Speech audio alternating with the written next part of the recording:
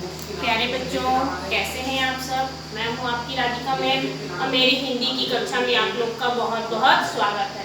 बच्चों, आज हम आपकी प्रतिभा हिंदी पाठमाला से पढ़ेंगे पाठ 6 शादी का सपना। है ना, क्या पढ़ेंगे? शादी का सपना। और ये एक भावपूर्ण कहानी है ना। इसमें क्या आएगा? सबसे ज्यादा है हमारा भाव, है ना, मन के उद्गार। यहाँ शादी कौन है? शादी एक मुसलमान लड़के का नाम है।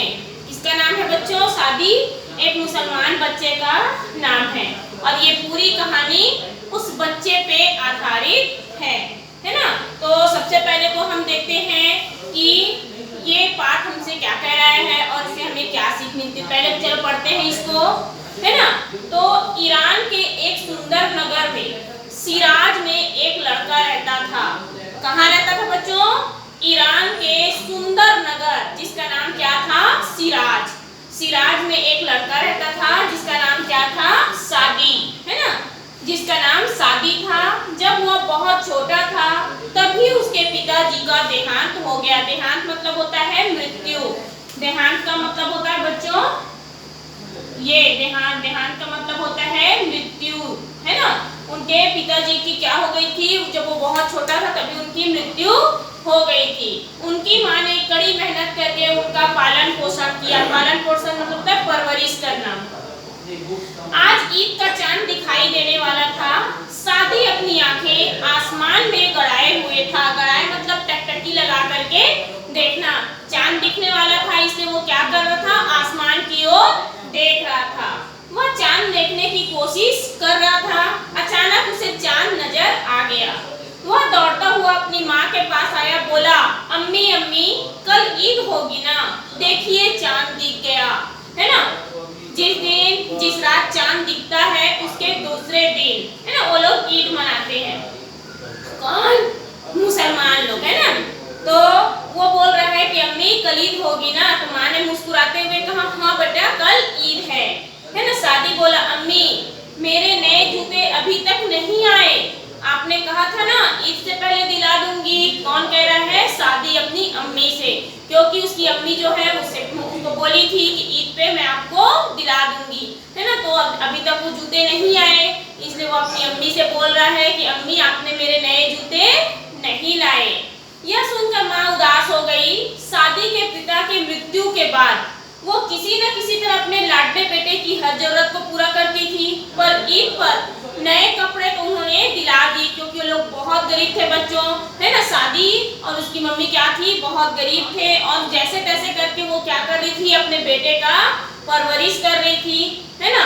ईद है, जैसे दिवाली में हम लोग अपने लिए नए कपड़े खरीदते हैं, वैसे ही मुसलमान लोग का सबसे बड़ा त्योहार उनका ईद होता है ना। तो वो लोग भी अपने नए कपड़े खरीदते हैं, नए जूते खरीदते हैं।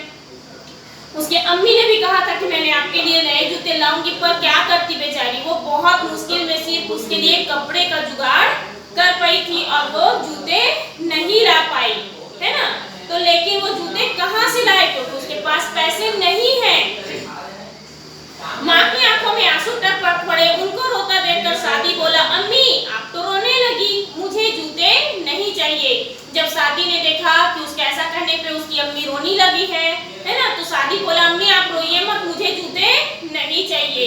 लेकिन रात को बिस्तर पर लेटकर सोचने लगा। कौन? शादी सोच रहा है रात में कि हम गरीब क्यों हैं।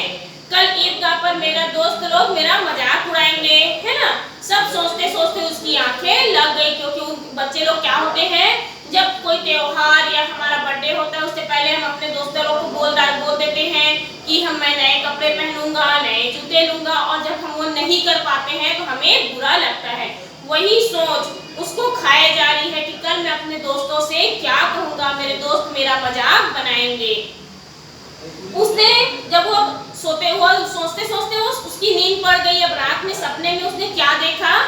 अचानक प्रकाश की एक किरण चमकी। हल्की सी आहट मतलब किसी आने की आहट। शादी घबरा गया, डर के मारे उसे पसीने छूटने लगे। उसने देखा सामने एक व्यक्ति खड़ा था। वह बोला, आओ मेरे साथ। किसको बोल रहा है? शादी को। आओ मेरे साथ। शादी उसके साथ चल पड़ा। थोड़ी देर बाद वो एक बड़ा वाला महल है ना, महल के सामने खड़े थे।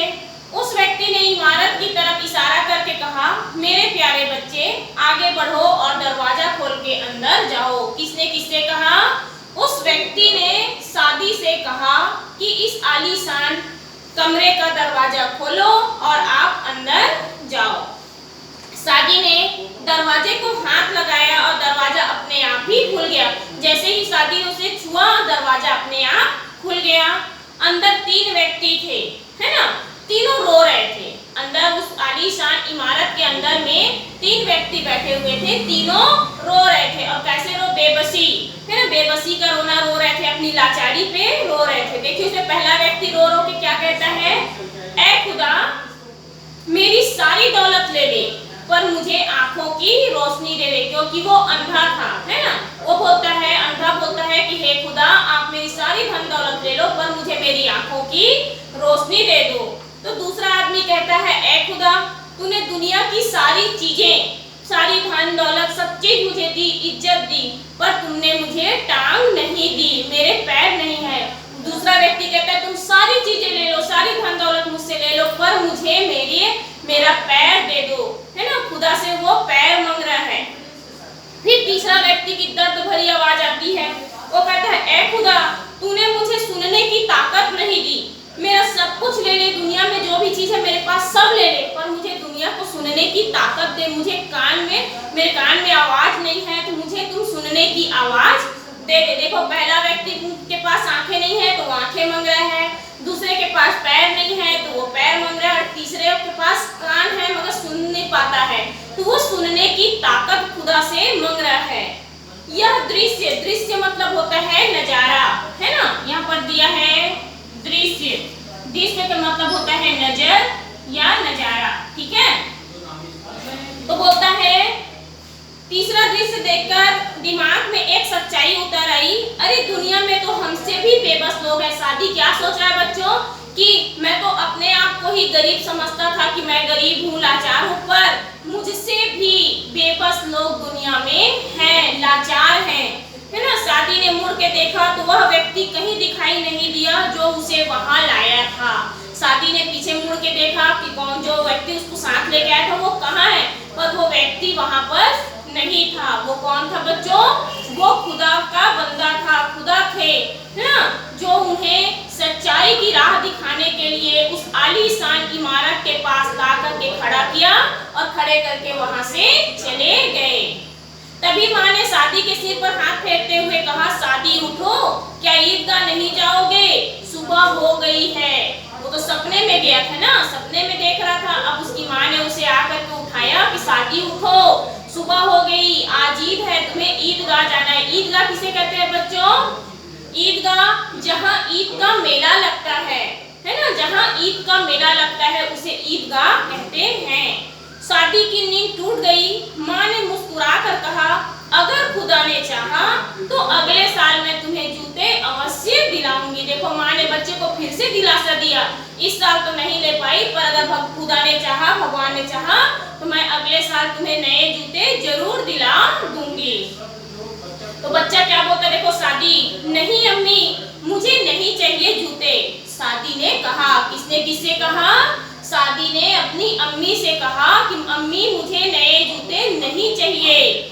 सपने की सारी कहानी उसने माँ को सुनाई। उसने सपने में क्या क्या देखा, सपने में कौन व्यक्ति आया था, उसे कहाँ लेके गया, वहाँ उसने क्या देखा, क्या क्या बातें सुनी, उससे उसने क्या सीखा, ये सारी सच्चाई अपनी माँ को उसने बयां की। अम्मी, मैं नहीं जानता था कि दुनिया में इतने बेबस लोग भी रहते हैं। सादी किससे कह रहा है? अपनी अम्मी से कह रहा है कि मैं तो सोचता था कि हम ही गरीब हैं, पर हमसे भी बेबस और लाचार लोग दुनिया में हैं। जिसे मतलब बोल रहा है जिसके पास देखने के लिए आंखें नहीं हैं, सुनने के लिए कान नहीं है, चलने के लिए पैर नहीं है, पर हम खुदा का धन्यवाद करते हैं कि खुदा ने हमें गरीब जरूर बनाया है, पर हम तो आँख, कान, पैर हमारे सभी मुझे सलामत है और हम सब कुछ कर सकते हैं। तो हमें तो खुदा ने 2 आँखें, 2 कान, 2 पैर और 2 हाथ दिए हैं। तो मैं इस बात के लिए इसलिए सादी क्या कहता है कि मैं खुदा का धन्यवाद करता हूँ कि उन्होंने हमें सही सलामत रखा है। यही नन्हा बालक बड़ा होकर शेख आदी के नाम से फारसी प्रसिद्ध कवि हुए। क्या हुए? फारसी प्रसिद्ध कवि। इनका पूरा नाम क्या था सादी जी का? शेख सादी के नाम से वे प्रसिद्ध हुए। तो बच्चों, इस कहानी से हमें क्या शिक्षा मिलती है? तो इस कहानी से हमें जितना है हमारे पास उतने में ही हमें संतोष करना चाहिए और संतोष में ही प्रेम की अनुभूति होती है। हमें यह पाठ यही सीख देता है कि हम चाहे हमारे पास जो भी है हम उतने में ही खुश रहने की कोशिश करें। तो बच्चों, अगले वीडियो में हम इसके प्रश्न अभ्यास देखेंगे, है ना। और आपको ये कहानी सादी की कैसी लगी आप लोग मुझे जरूर बताएंगे, है ना। और फिर दूसरे वीडियो में हम इसके अभ्यास प्रश्न करेंगे। तब तक के लिए बच्चों, आप लोग घर में रहें, स्वस्थ रहें, सेफ रहें। धन्यवाद बच्चों।